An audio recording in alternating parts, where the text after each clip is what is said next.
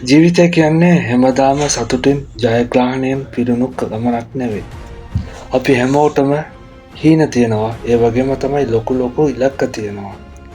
ඒ ඉලක්කවලට ළඟාවීමට අපිට මුහුණ දෙන්න වෙනවා අභියෝගවලට, දුෂ්කර ගමන, පරාජය, ඒ වගේ දේවල් වලට අපි මුහුණ දෙන්න වෙනවා. සමහර වෙලාවට ඔයාලට හිතයි, "එයි මට විතරක් මෙහෙම වෙන්නේ" කියලා.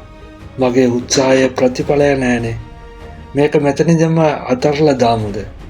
ඒත් ඇත්ත කතාව මොකද කියලා කිව්වොත් සාර්ථක වුණු මිනිස්සු මේ වගේ අභියෝගවලට, ප්‍රශ්නවලට, අසාර්ථකවලට මුහුණ දීලා තමයි මෙච්චර දුරට ඇවිල්ලා තියෙන්නේ. අපිට හම්බ වෙන අභියෝග තමයි අපිව ශක්තිමත් කරන්නේ. ඒ වගේම වැටිච්ච තැනින් නැගිටින්නත් උගන්වන්නේ ඒ අභියෝගම තමයි. නමුත් මතක තියාගන්න, වෙස්ස නැතුව දේ දුන්නක් නෑ. අදුරක් නැතිව ආලෝකයක් තිබිලා ඒකේ වටිනාකමකුත් නෑ.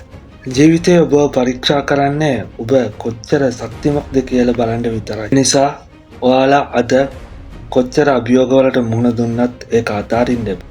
එතනින් නවතින්නත් එපා. ඉදිරියට යන්න විශ්වාස ඇතිව. මොකද අද ඔයාගේ වේදනාව හෙට ඔයාට ශක්තිමත් වෙන්න පුළුවන්. අද වෙන පරාජය හෙට ඔයාලගේ සාර්ථක වීමට මුල්පඩිය වෙන්නත් පුළුවන්. ජීවිතයේ අභියෝගවලට මුහුණ දෙන්න. ඒකෙන් පෙන යන්න එපා. ඒක තමයි හොඳම ගුරුවරයා ඔයාලගේ ජීවිතේ ඉදිරියට එන්න.